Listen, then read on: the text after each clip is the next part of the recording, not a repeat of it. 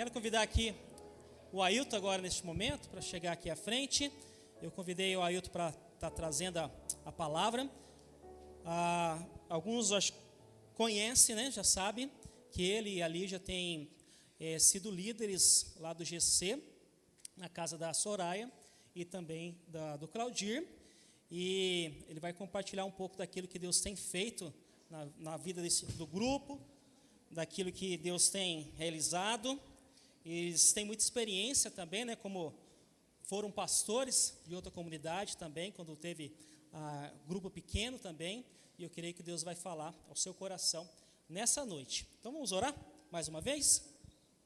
Deus, nós queremos agradecer pela Tua presença, Deus, e te pedimos que o Senhor possa estar usando, Deus, o Teu servo, Deus Pai, nessa noite, e falando conosco, Deus, esse que nós te pedimos, em nome de Jesus, amém.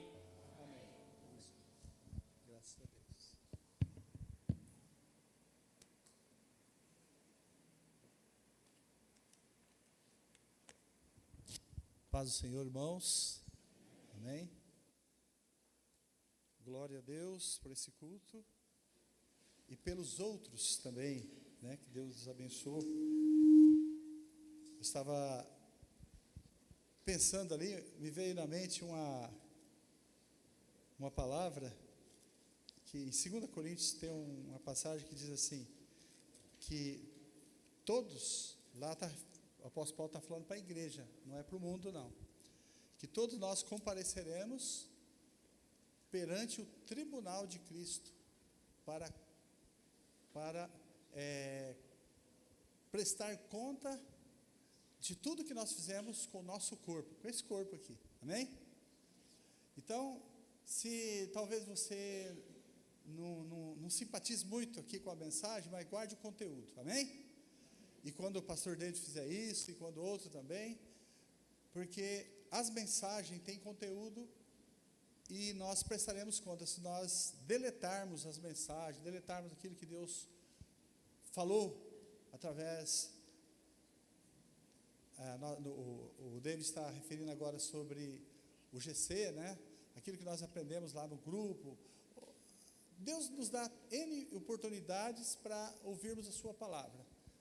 E se nós simplesmente não dermos o valor, não guardarmos o conteúdo, não ver o que Deus quis passar para nós, nós vamos prestar conta, amém? Eu não estou intimidando, não, estou dizendo que é uma realidade, e esse tribunal não se refere para a questão de se perder ou vai se salvar, nada disso, mas nós vamos, sim, o Senhor vai dar uma palavrinha conosco sobre o assunto, amém? Então, irmão, meu apelo, guarde o conteúdo dessa noite, amém? Glória a Deus por isso. O tema proposto pelo pastor David, que está no contexto da igreja, é o impacto de viver em comunidade. O impacto de viver em comunidade. E nós vamos tentar passar para vocês aqui algumas coisas nesse tema e espero que possa ministrar o seu coração. Primeiro, comunidade, eu creio que todos já têm uma definição, já sabem, né, o que é comunidade. Mas só rapidamente, a palavra mais ou menos diz que comunidade é viver em comum. A palavra comunidade vem de comum. Comum, ou seja, algo igual, mesmo propósito, ter alvos iguais, caminhar junto, né? A gente sabe que entre a humanidade sempre teve ou tem comunidade, pessoas que correm, né? Andam de bicicleta, jogam bola, pescam, tem tantas coisas que eles fazem junto, por quê? Porque o pastor David citou esses dias aqui, um escritor, daquele livro Pequeno Príncipe, que diz que nenhum homem é uma ilha, né? Então nós não temos condições de viver isolado, nós temos que andar em grupo e fazer alguma coisa. E agora nós queremos tratar aqui nesta noite, obviamente, não é sobre todas as comunidades, mas como é importante nós, como cristãos, termos uma visão de comunidade.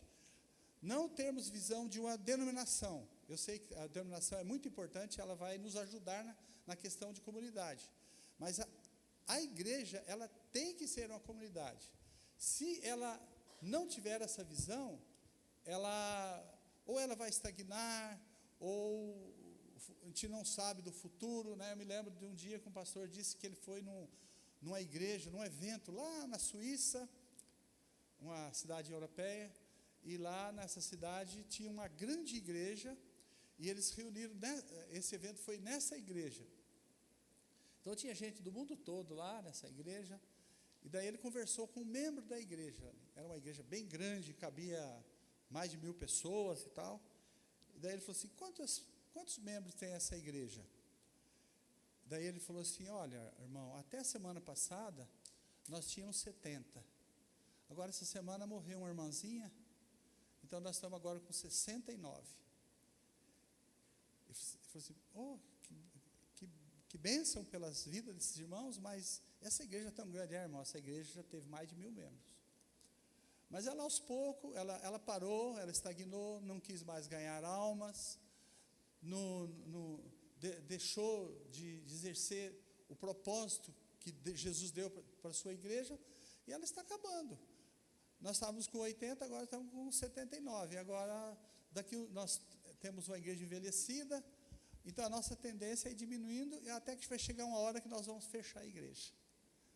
Irmãos, é óbvio que nós não gostaríamos e não quero isso para nós, né? Amém? Deus tem um propósito para nós, e nós vamos ver isso nesta noite. Impacto. O que é impacto, irmãos? Impacto também é uma palavra conhecida na nossa língua, que diz, impacto significa, no sentido literal, é colisão, um choque de corpos, né, que faz algum resultado significativo. O impacto, por exemplo, quando nós vemos aí noticiado de um carro que bateu de frente, né, normalmente as consequências são muito maiores do que alguém que deu uma esbarrada ou alguma coisa assim. Então, porque o impacto é quando é uma coisa, é um choque, né?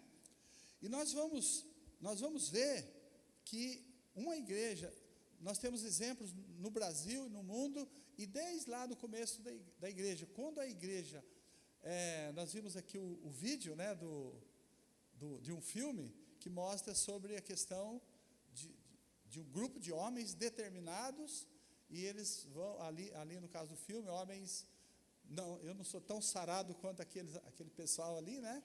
Mas é interessante, irmãos, que na questão de Deus, né, é diferente da visão humana. Por exemplo, quando Deus orientou Josué para tomar Jericó, o que Deus fez? Olha, vai na frente os levitas com as trombetas, vai os sacerdotes levando a arca. E, irmãos, os levitas e sacerdotes tinham pessoas bem idosas, barrigudinhas assim, que nem eu, né? Pessoas de cabelo branco, pessoal que, em termos de guerra, não tinha nenhuma chance de enfrentar um povo. Mas Deus deu essa receita para eles, e eles obedeceram. E durante 7 dias, o que eles fizeram? Eles deram volta ali em torno de Jericó, e no 7º dia, eles deram 7 voltas, e o que aconteceu, irmãos? Eles começaram a louvar a Deus, fizeram um clamor ali, e as muralhas caíram. Amém? Então, queridos, a igreja ela é uma comunidade que não é só de jovens, não só de idosos, não só de casais, não só de crianças. A igreja é um grupo heterogêneo, em termos de faixas etárias e coisas assim. Mas em Cristo nós somos um. Nós vimos essa música que cantou ultimamente, por último, que nós somos um grupo, e nós podemos sim dar as mãos, não somente no culto. Nós vamos ver que para viver em comunidade transcende as portas, a parede da igreja. né? Nós temos que interessar o que está acontecendo com os irmãos, o que está acontecendo com a igreja, né? De alguma forma, nós estamos vendo isso. Então, nós vamos ver, então, o que é esse impacto de viver em comunidade. Então, a proposta da nossa igreja é que vivamos em comunidade e que sejamos uma comunidade. Por que eu disse isso? Não é ter um nome de comunidade, mas é sermos uma comunidade. Então, já há alguns anos nós temos visto o apelo da liderança da nossa igreja, esse termo comunidade. E nós estamos caminhando, né, mais lento, mas nós estamos chegando, né? Amém? E eu creio, meus irmãos, que muito breve nós teremos uma comunidade que impacta. Uma comunidade, irmãos, que faz a diferença nos bairros, na cidade, né, e somando com a igreja do Brasil, nós vamos fazer parte da igreja que impacta também. Então, nós queremos trabalhar nesse aspecto. Então, eu quero começar fazendo uma pergunta para você. O que te move? O que te impulsiona? O que motiva você? O que você pensa de manhã? Irmãos, essas perguntas parecem simples, mas ela vai revelar para você o que é realmente para você, o que realmente significa Jesus, o que significa Deus para você, o que significa o reino de Deus para você. Quando eu falo reino, vocês lembram daquele versículo que Jesus diz: mas buscai primeiro o reino de Deus e a sua justiça, e as demais coisas vos serão acrescentadas. Se você ler os versículos anteriores que Jesus citou essa palavra, Jesus vai estar tratando ali sobre a questão da nossa vida aqui na terra, alimentação, vestir roupa, família, tudo aquilo que nós corremos atrás aqui. E é legítimo nós corrermos atrás das coisas para a nossa vida aqui na terra. Mas a questão, irmãos, é nós colocarmos o lugar que nós colocamos essas coisas. E a tendência nossa, irmãos, sempre é essa: com o passar dos tempos, né, nós vamos nos acomodando, e de repente eu posso, sobre a história dessa igreja aqui, eu posso dizer sem problema nenhum, e ninguém vai poder me contestar, mas nós tivemos um tempo aqui na igreja, que nós tínhamos 2 cultos no meio da semana. Eu sei que os irmãos vão questionar algumas coisas aí, sobre a modernidade, sobre uma série de coisas, mas eu só estou dizendo isso. Nós tínhamos 2 cultos durante a semana, um de oração e outro de estudo bíblico. E no sábado tinha o culto dos jovens. E no domingo de manhã, nós tínhamos a escola dominical. E no domingo à noite, nós tínhamos o culto da noite e ainda tinha o culto nas casas. Quem quer um culto na sua casa semana? Eu, irmão. Tinha um monte de irmãos que levantavam a mão. Então, irmão, hoje nós estamos trabalhando ali no nosso grupo. O pastor dele está falando sobre isso. Nós precisamos, para um grupo funcionar, nós precisamos de pessoas hospedeiras, né, pessoas que recebam na sua casa um grupo, e de líderes. E nós estamos tendo dificuldade. Quero ser honesto para vocês, mas Deus está trabalhando. Deus já está agindo, né? Mas nós vamos vencer essa parada. Irmãos, não existe nada melhor do que nós termos a nossa casa como uma igreja. E nós vamos ver aqui a igreja primitiva, a igreja até o ano 320 por aí, não existia nem sequer um templo. Tinha o templo judeu, mas aquele templo judeu não era da igreja. Tinha templos pagãos, mas não era da igreja. Então, como que a igreja funcionava? A igreja funcionava nas casas. E é óbvio, irmãos, como a igreja crescia muito, não dava para fazer o culto numa casa só. O primeiro sermão de Pedro, quase 3.000 pessoas converteram. Não dava para pegar 3.000 pessoas e colocar numa casa. Amém? Concordam ou não? Então, o que acontecia? A igreja era fracionada em grupos, mas eles tinham, sim, encontros que os demais grupos se encontravam e ali eles celebravam, principalmente na ceia, né, que tinha a ceia deles era semanal, eles se encontravam e ali eles louvavam ao Senhor, eles cantavam, eles testemunhavam, a igreja tinha comunhão, compartilhavam o que estava acontecendo entre os grupos, e assim a igreja foi crescendo, irmãos. E por isso nós queremos, eu volto a essa pergunta, o que te move? Você de manhã, o que você está pensando? Do teu trabalho, na escola dos seus filhos, ou você que é jovem, o que você está pensando? Esses dias, esse tempo atrás, nós vimos esse impacto, né, que acontece na imprensa aí. Nós vimos aí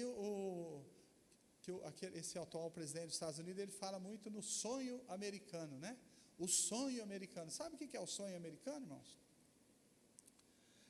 É um jovem estudar, fazer uma faculdade, casar, ter filhos, construir uma casa para ele morar. Esse é o sonho americano que era, se não me engano, está até nas leis deles lá, dessa forma. Mas o que está acontecendo não só com os Estados Unidos, mas em todo o mundo? A família está dissolvendo, a família está diminuindo, né? E então tem países que eles estão preocupados porque o crescimento da nação está diminuindo cada vez mais, e eles têm uma projeção que tem muitas nações que um dia não terá mais, né? Então, irmãos, todos nós tem sonho brasileiro também, não é verdade? Todos nós temos nosso sonho, para os nossos filhos, para os nossos netos, mas nós temos que entender, irmãos, que o que nos move, o que Jesus determinou para a sua igreja. Jesus trabalhou com os seus discípulos, quando os discípulos chamavam Jesus de Senhor, ele não rejeitou, ele aceitou, e sabe o que era Senhor na época, irmãos? Quando Jesus estava aqui, Senhor era aquelas pessoas que tinham escravos. Então, a palavra servo, hoje parece que é uma palavra que soa tão bem, né? Eu sou servo de Deus. O fulano de tal é um servo de Deus, né? E eu não estou dizendo que não é. Nós sermos servos de Deus é maravilhoso. Mas o que um servo faz, irmãos? O que um servo faz? O servo, ele faz a vontade do seu Senhor. E Jesus, certa vez, tratando desse assunto, ele falou assim: se você, servo, trabalhou o dia inteiro e chegou em casa cansado, e se você, em vez de tomar um banho e descansar, mas você vai lá na cozinha, faz o jantar, faz a ceia, prepara a minha mesa, serve a mesa e dá uma arrumada na casa. E sabe o que pode ser chamado esse servo? Servo inútil. Porque ele só fez o que tinha que fazer. Por que Jesus falou isso? Foi para dar um choque, porque Jesus, não sei se vocês perceberam, Jesus usava os exageros, né? Para impactar os seus discípulos. Ele usava a palavra bem forte assim, para dar um impacto, né? Como o tema da mensagem. Jesus impactava com palavras, com exageros, né? Por exemplo, quando Jesus fala que é mais fácil passar um camelo no fundo de uma agulha do que um rico entrar no céu. O que Jesus fez? Ele está usando um exagero. E tem outras partes assim, que ele fazia isso, ele usava o exagero para chacoalhar as pessoas, para elas entenderem, né? Então, irmãos, como que nós podemos, o que Jesus espera de nós? O que Jesus quis dizer, buscar em primeiro lugar o reino de Deus?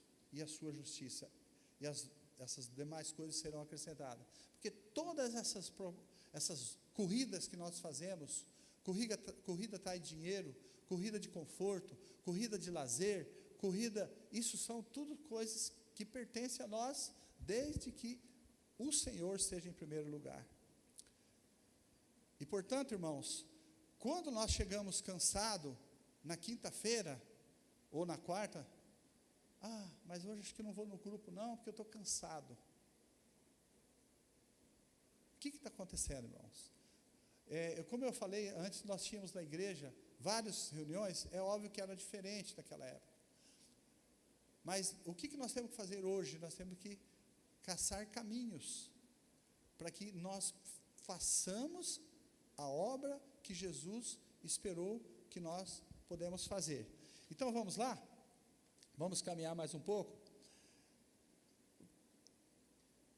Comunidade. Nós falamos em comunidade, eu só gostaria de dar uma noção para vocês, que, por exemplo, já aconteceu aqui no Brasil, no meio familiar, Paranavaí já foi uma cidade rural, onde eu nasci também era uma cidade rural. Na cidade mesmo ela era bastante influenciada pelo meio rural, né? E daí, quando uma mulher ficava grávida, o que acontecia? Né? As mulheres voltavam para ajudar aquela grávida. E quando aquela mulher ganhava neném, mobilizava-se um mutirão de mulheres para cuidar da casa. E eu lembro que na nossa igreja tinha uma irmã, ela falou assim, era uma bênção. Cada vez que eu ganhava o neném, eu ficava 40 dias que era uma princesa. Todo mundo fazia umas coisas para mim, minha mãe não deixava eu nem sair da cama. Eu ficava 40 dias numa boa, né? Mas porque tinha uma comunidade, tinha um princípio ali, era normal isso que acontecia, né? E caldo de galinha velha que não faltava, né? Canja de galinha, e essas coisas todas. Os homens, principalmente na área rural, tinha o chamado mutirão. O que era mutirão? Quando eu fazia colheita, juntava vários agricultores se ajudavam a colher arroz, né, ou cortavam arroz, bater e assim por diante, colher café, arrumar a estrada, que hoje está tudo, hoje o que não está asfaltado, tem os tratores que arrumam, primeiro era tudo na mão, mas a multidão caminhavam junto. Então a comunidade sempre os seres humanos sempre se organizou para funcionar. Irmãos, e na igreja não pode ser diferente. Se nós temos uma missão, irmão, nós temos que nos organizar muito mais do que nós virmos num culto semanal aqui e depois voltar. O que você achou do culto? Mais ou menos. Tinha um cara lá com um óculos lá, meio cantando, né, parecendo, né? Tinha uma tecladista, e um pregador meio esquisito. É só isso, irmãos? Não, nós temos, para fazer a obra do Senhor, temos muito mais do que isso. Para fazer o reino de Deus andar, e Jesus confiou na sua igreja. Então nós queremos ver, né, duas comunidades na Bíblia, falar sobre duas comunidades na Bíblia. Uma está em Gênesis. A minha Bíblia, se vocês forem colocar aí, a minha Bíblia aquela Bíblia corrigida, tá? Almeida corrigida. Então, a primeira passagem que nós vamos ler em Gênesis, capítulo 11, versículo 1 a 8. Gênesis, capítulo 11, versículo 1 a 8.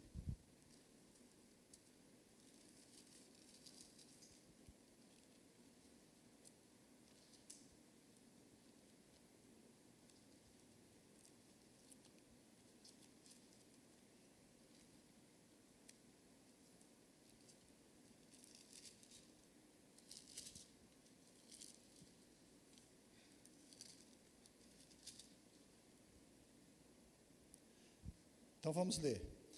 E toda a terra de uma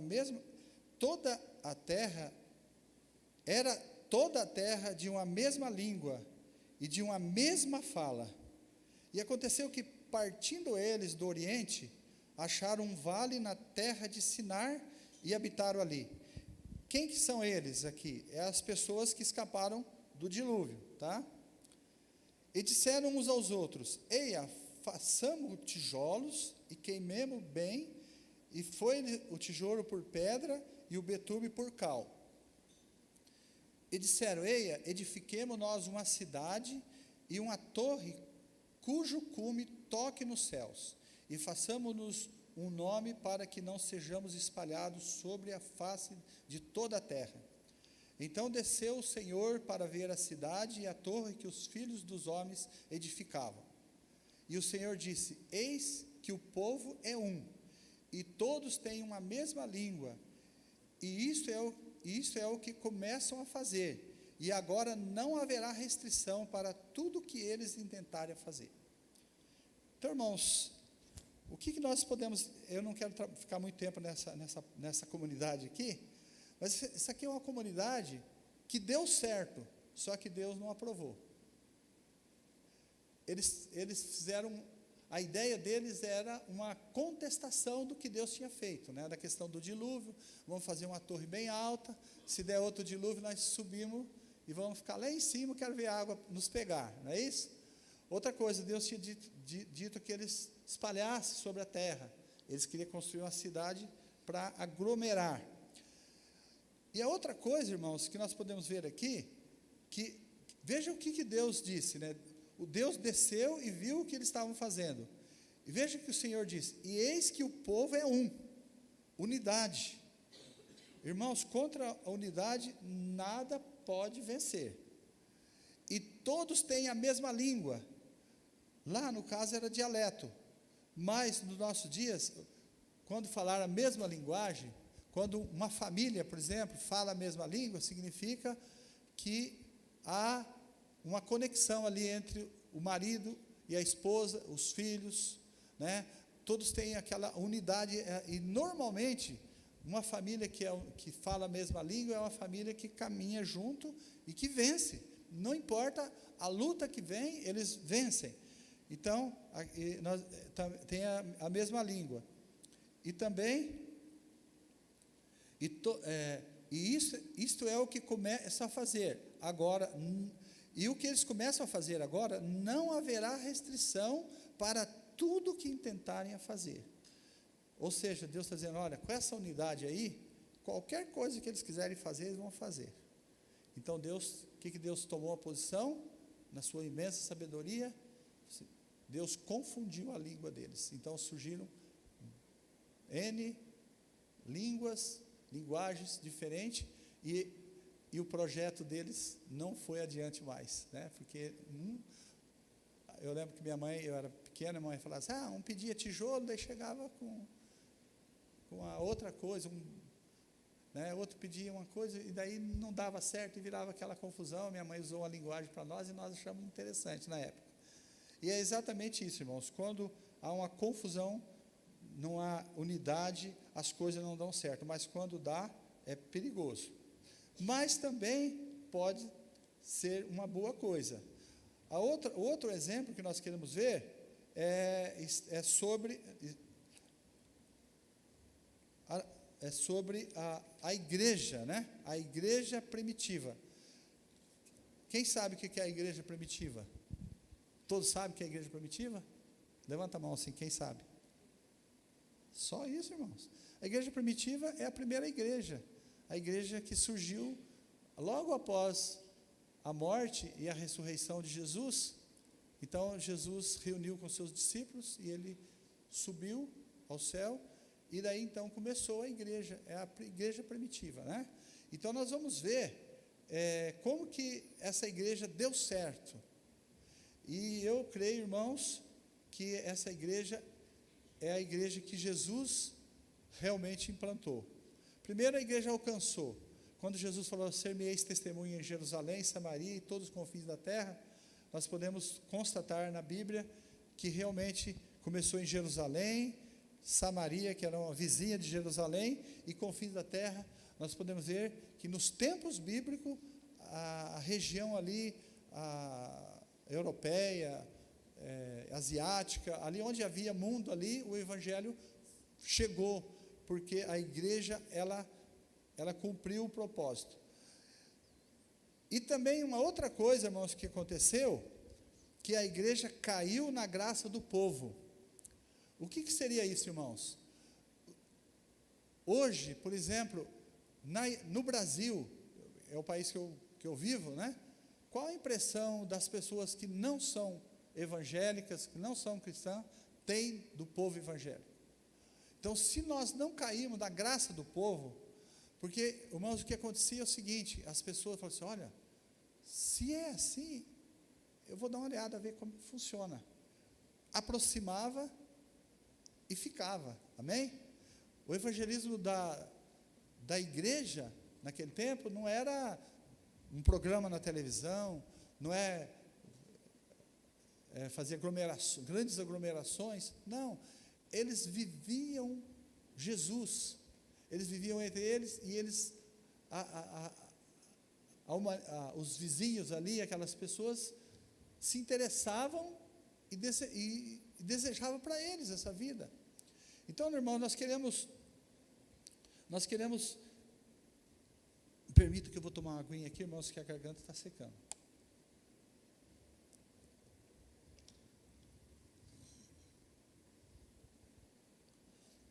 Eu gostaria de ler com vocês alguns dos segredos que a igreja primitiva deu certo. O primeiro, nós vamos ler em Atos capítulo 1. Atos capítulo 1.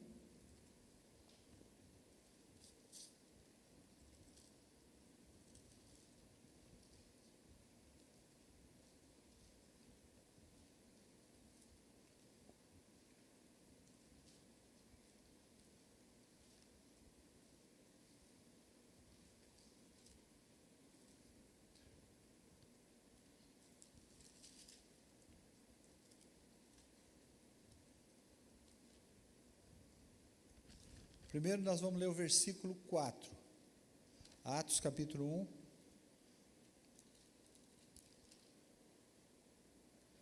versículo 4, diz assim: e estando com eles, determinou-lhes que não se... aqui está falando de Jesus logo após a ressurreição, tá? Jesus ressuscitou, ele, estando com eles, determinou-lhes que não se ausentassem de Jerusalém, mas que esperassem a promessa do Pai, que disse ele, que de mim ouvistes. Jesus tinha falado sobre isso. O que seria essa promessa? No versículo 8, mas recebereis a virtude do Espírito Santo que há de vir sobre vós, e ser-me-eis testemunhas, tanto em Jerusalém, como em toda a Judéia, Samaria e até os confins da terra. O que Jesus está falando aqui, irmãos? Que por mais que eles esforçassem, Jesus esteve 40 dias entre a sua ressurreição e a subida dele ao céu. Jesus não ficou 40 dias ali brincando de esconde-esconde com os discípulos. Jesus passou muita coisa para os seus discípulos, para os apóstolos, né? Para as pessoas próximas dele.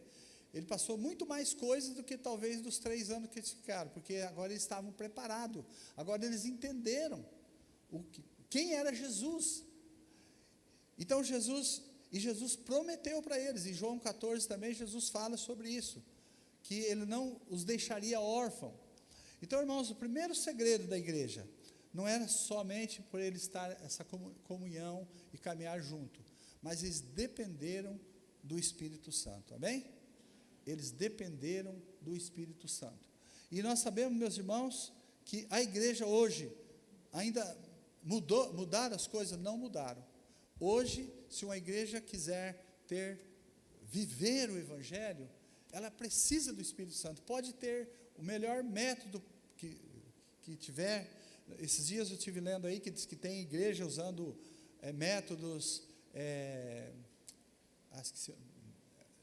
como é que é? Alguém me ajuda aí? Neurolinguística, não sei o quê, essas coisas assim, que dizendo que esses métodos levam a multidão a se emocionar, levam a multidão a se batizar e tal, mas, irmãos, são tudo igrejas que, da mesma forma que eles estão surgindo, elas irão embora, porque se não houve conversão, as pessoas não ficam. Porque Jesus, o que Jesus falou sobre o Espírito Santo? Quando o Espírito Santo vier, ele convencerá o homem do pecado, da justiça e do juízo. Do pecado, porque não crê em meu nome. Porque o único que pode convencer o homem do pecado, levar o homem a arrepender-se dos seus pecados, é o Espírito Santo. Pode-se ter melhor argumento. Então a igreja precisa do Espírito Santo. Nós temos histórias e testemunhos assim, de pessoas que foram alcançadas por pequenas palavras simples, que aparentemente não tinha muito sentido, mas a pessoa foi alcançada. Por quê? Porque o Espírito Santo agiu ali, né? Então, irmãos, a igreja, ela precisa do Espírito Santo, e a igreja entendeu isso. E quando nós estamos falando em impacto, irmãos, não tem outra forma de nós impactarmos uma cidade, impactarmos um bairro, uma família, se não for pelo poder do Espírito Santo. Se não for pelo poder do Espírito Santo. E nós vamos ver, né, como que o Espírito Santo agia, né, como que ele fazia isso. Aqui no livro de Atos ainda, capítulo 2, versículo 42 ao 47, 2, 42 ao 47, então logo após que Pedro, depois que desceu o Espírito Santo sobre a igreja, Pedro, ele levantou e disse pregou uma mensagem, né, um sermão. E logo após essa mensagem, quase 3.000 pessoas aceitaram Jesus e foram batizadas. E no versículo 42 diz assim: e perseveravam na doutrina dos apóstolos, e na comunhão, e no partir do pão, e nas orações. Então, só esse versículo já diz tudo. Perseveravam na doutrina, ou seja, nos ensinos dos apóstolos. E é óbvio, meus irmãos, que os ensinos do apóstolo Paulo estavam incrustados de Jesus, né? Cheio de Jesus. E na comunhão, o que é comunhão? É contato. Não tem como você ter comunhão com o irmão, ou com a irmã, ou amigo, se você não ter contato, se você não falar, se você não... E essa palavra comunhão aqui é no sentido comum, ou seja, você pode levar as cargas uns dos outros. Tem cerca de 26 ou 28 palavras de uns aos outros só no Novo Testamento. Na Bíblia tem muito mais do que isso, que dá uma ideia. Então, sem comunhão não tem como você viver o cristianismo. E no partir do pão, ou seja, nas refeições, né, também tinha essa comunhão. E nas orações. Então, irmãos, as orações também, o pastor Levi está falando sobre o grupo dos homens, mas uma igreja que não ora, que não caminha junto, é uma igreja também que ela não vai ser movida, ela não vai ter vitórias, porque é a oração que move a igreja. Eu até brinquei com o João agora ali, né? Falei assim: cadê a esposa? Eu falei: a esposa está orando. Eu falei assim: sabe por quê? Porque orar é trabalhar. Louvor é lazer. Mas orar dá trabalho. Não dá, irmãos? Não dá trabalho orar? Você começa a orar. É interessante, irmãos, que uma das primeiras coisas, você começa a orar, o inimigo tenta nos tirar da oração. Falta tempo para a oração. O nosso cérebro humano, ele não está adaptado à oração. Então, nós precisamos, de alguma forma, eu não vou dizer que você tem que orar de joelho, que você tem que orar de pé, mas você tem que orar. Orar, a palavra orar significa falar. Você tem que falar com Deus. E o Espírito Santo, assim que você começa a orar, o Espírito Santo vai dando direcionamento para você.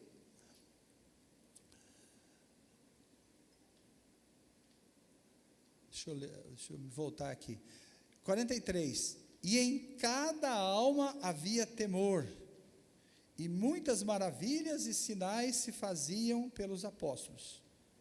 E muitas maravilhas e sinais se faziam pelos apóstolos.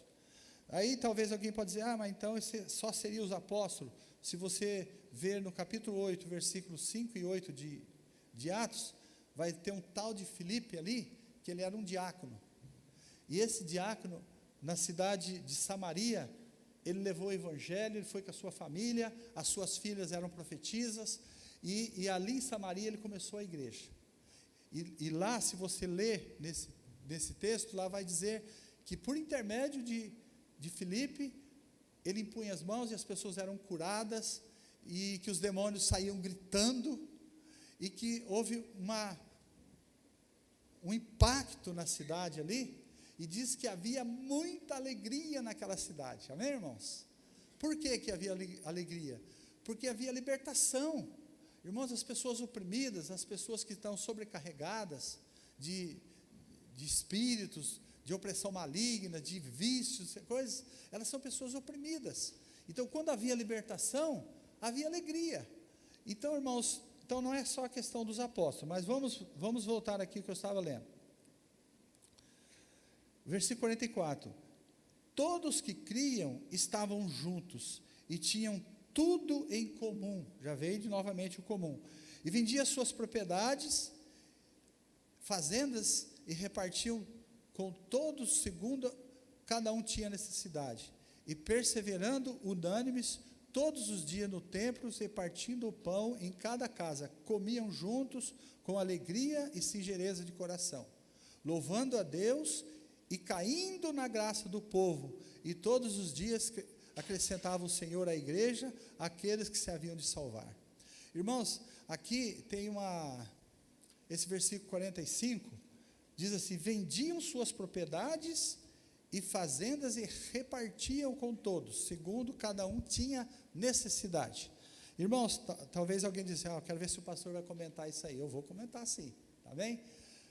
Sabe, irmãos, que nós hoje, no meio evangélico, está tendo muitas polêmicas sobre a questão do dízimo, né? Do dízimo, nós dizimarmos.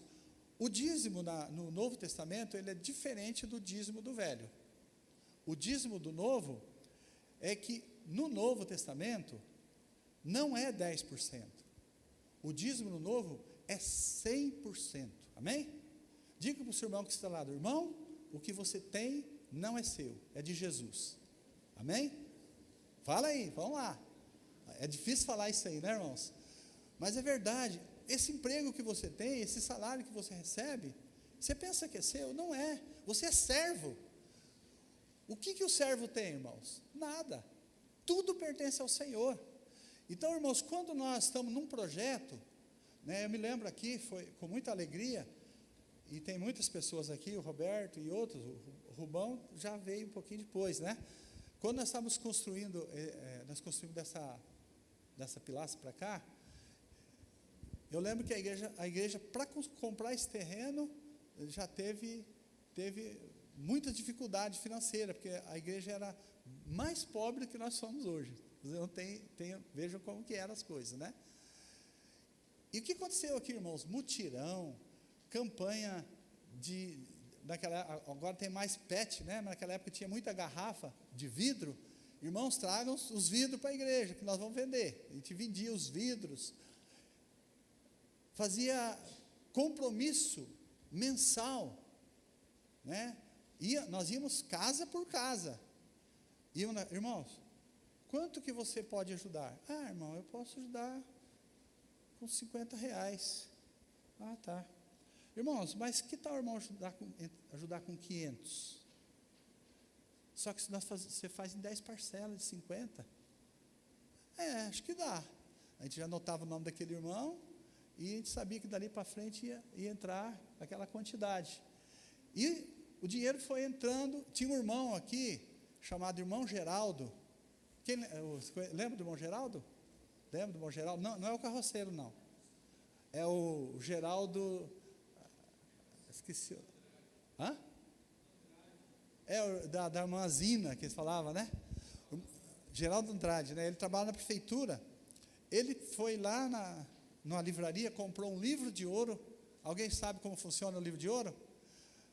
O livro de ouro é quando você compra esse livro e você pega alguém, no caso eu, o pastor, fez uma abertura no livro, né? Para que destino era aquele. E esse irmão, ele foi na prefeitura, ele foi em todos os vereadores, foi no prefeito, foi nos funcionários, sei que ele foi em todos os funcionários da prefeitura. E cada um estava esse livro deveria estar aí não sei se está, mas deveria estar, né? E daí as pessoas foram colocando. O prefeito foi o primeiro que abriu o livro, né? Com a oferta, uma boa oferta, Benedito Pinto Dias, e depois vereadores, secretários. Irmãos, vocês não imaginam a grana que o irmão Geraldo conseguiu. Nós nunca imaginávamos que viria dinheiro desta fonte, né? Então, irmãos, tudo Deus foi provendo, mas a igreja trabalhando. E também, irmãos, é óbvio que muitos irmãos pegavam das suas economias. E é assim que funciona, irmão. Não é fazer sensacionalismo, né? E chegar aqui na frente, fazer um checão aí de 1 milhão e tal. Deu 1 milhão aqui, nada disso. Mas conforme a necessidade da igreja, a igreja tem que se mobilizar, né? Não só em relação à construção, mas em relação a enfermidades e assim por diante. Ajudar uns aos outros, né? Então, irmãos, nós tivemos um período na comunidade, muitos irmãos conheceram a Lília, né? É Lília da Brasilda, né? A Lília, que ela ficou doente e foi um período muito triste, muito dolorido, né? De câncer. E além, naquela época, o tratamento de câncer não é como tem hoje a estrutura do SUS. Então, muito dinheiro, o Roberto teve que gastar muito dinheiro, ele teve que vender carro, vender uma série, botou uma câmera que ele tinha e fez rifa, e daí, então, a igreja começou a mobilizar e começou a fazer pizza, e fazia uma coisa para vender, ia de casa em casa. Irmãos, foi uma coisa, uma comunidade pequena, nós vimos ali a mobilização que houve. Então, irmãos, quando fala que deu tudo, repartiam com todos, porque a igreja de Jerusalém era uma igreja pobre. Nós vemos outros contextos que teve lugar que a igreja mandou oferta para os irmãos lá de Jerusalém.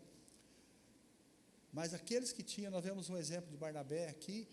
O Espírito Santo, irmãos, não torna nada pesado. Quando vem de Deus, irmãos, a pessoa dá com alegria, né? E ele faz com alegria, e se precisarmos, está aqui, né? Eu me lembro quando nós fomos forrar a comunidade que nós tínhamos lá, que nós éramos pastor, era um prédio bem grande, né? Daí nós fizemos um orçamento, não sei se o Marcelo lembra disso, ele estava lá. E daí eu cheguei um dia lá na igreja e falei, irmãos, graças a Deus, nós já temos o dinheiro para forrar a igreja. Nós forramos com aquele forro de PVC, ficou bem bonito. Daí a igreja bateu palma, tinha uns irmãos meio exagerados, saiu correndo no corredor e foi para lá, glória a Deus, e glória a Deus, e glória a Deus. A hora que eles terminaram, eu falei assim, só que o dinheiro, irmãos, está no bolso de vocês. Está no bolso de vocês. É só trazer aqui para frente hoje, ou até no final da semana. Aí o pessoal riram, acharam engraçado, tudo. Mas realmente foi uma bênção, né? Deus abençoou e dentro de poucos dias nós estávamos com a igreja forrada. Nós gostaríamos também, irmãos, de ver, no capítulo 8 nós já citei, para encerrar essa palavra hoje. Lucas, capítulo 11, versículos 9 a 13. Lucas, capítulo 11, 9 a 13. Eu falei para encerrar, mas não falei a palavra encerrando, tá, irmãos? Presta atenção, quando eu falar encerrando, tá, pastor David? Estou encerrando, mas para encerrar tem mais umas coisinhas aí, tá bom? Diz que nós podemos falar até 3 vezes, encerrar, daí não pode mais, daí está encerrado mesmo, tá bom? Então vamos lá. Lucas capítulo 11, versículo 9 a 13, diz assim, e eu vos digo a vós, pedi e dar-se-vos-á, buscai e achareis, batei e abrir-se-vos-á, porque qualquer que pede recebe, e quem busca acha, e quem bate abrir-se-lhe-á. E qual pai dentre vós, que se o filho lhe pedir pão, lhe dará uma pedra? Ou também se lhe pedir peixe, lhe dará por peixe uma serpente? Ou também se lhe pedir um ovo, lhe dará um escorpião? Pois se vós, sendo maus, sabeis dar boas dádivas aos vossos filhos, quanto mais dará o Pai Celestial, o Espírito Santo, àqueles que lhe o pedir. Amém? Pedir, amém? Então, queridos, como eu falei, o segredo da igreja ali era a unidade, era submissão, a palavra submissão, irmãos, não é estar sobre a mesma missão, estar sob missão, né? Quando fala que a mulher é submissa ao marido, não significa que ela é capacho do marido, mas ela está na mesma missão do marido, os dois andam juntos, amém? A minha esposa que falou isso para mim, então, né, eu acho que é isso mesmo, tá? Então, irmãos, como a igreja pode caminhar? É sendo cheia do Espírito Santo. E eu quero dizer para vocês mais uma coisa ainda, quando, eu não sei agora, mas eu falei com o pastor, não perguntei para o David, mas perguntei para o pastor Cristiano, que a igreja missionária, na regra de fé da igreja missionária, ela dizia o seguinte, que o batismo no Espírito Santo é uma experiência distinta da conversão. Ou seja, a conversão é conversão. Você aceitou Jesus, você foi convencido que você precisa se arrepender dos seus pecados. E o batismo no Espírito Santo, irmãos, é uma ação sobrenatural sobre as nossas vidas. E eu tenho certeza, irmãos, que quem já foi batizado no Espírito Santo, talvez ele não tenha muito como lhe explicar. É como que a melhor coisa que tem é você experimentar. Mas só que esse ensino de Jesus aqui está dizendo o seguinte, depois que ele fala, pedir, dar-se-vos-á, tal, se vocês sendo mal, sabem dar as coisas para os seus filhos, quanto mais Deus, o vosso Pai Celestial, dará o Espírito Santo àquele que lhe o pedir. Amém? Vamos ficar de pé? Eu gostaria de fazer uma pergunta aqui.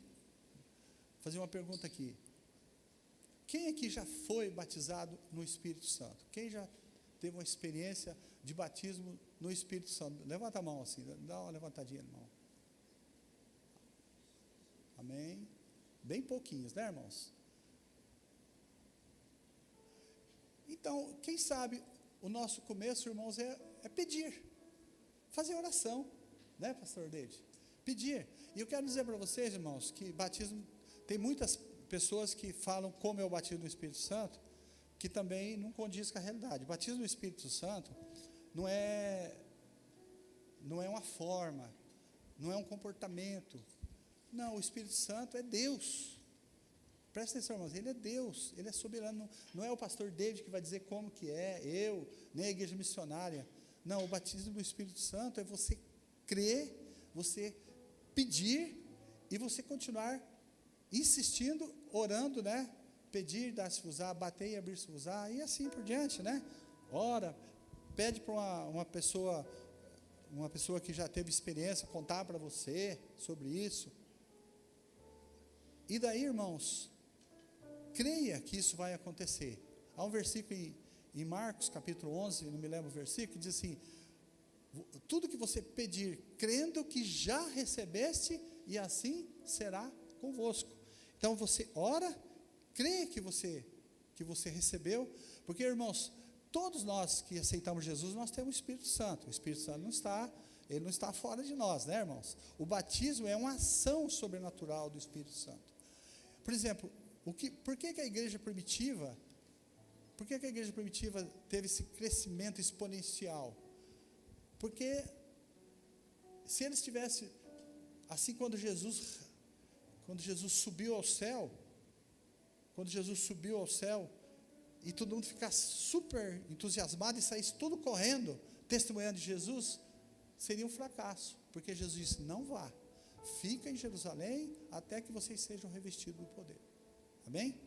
Então, irmãos, vamos orar ao Senhor agora, daí e vamos orar, se você concorda, né, vamos orar juntos, você diga amém, sim, eu quero, faça essa oração hoje, e não somente hoje, mas que ela passe a ser a tua busca, que a partir de hoje, o batismo, essa experiência, Senhor, se está na tua palavra, eu quero para mim.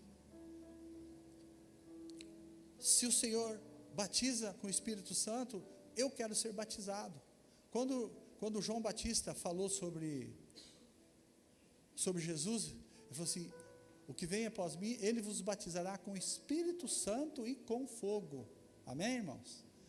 Então vamos orar ao Senhor agora. Está o tempo um pouquinho avançado, senão nós podíamos ficar até aqui, juntos aqui. Mas onde você está mesmo, pode ficar. Feche seus olhos agora, curva sua cabeça. E vamos orar. Vamos orar. E até eu peço que o pastor David possa fazer essa oração. Pode ser, pastor? Que ele é o nosso pastor, né? Ele vai estar nos representando diante de Deus nesse sonho, nos representando nesse aspecto. É óbvio que ele vai estar orando no nome de Jesus. Amém? E após ele está com a palavra.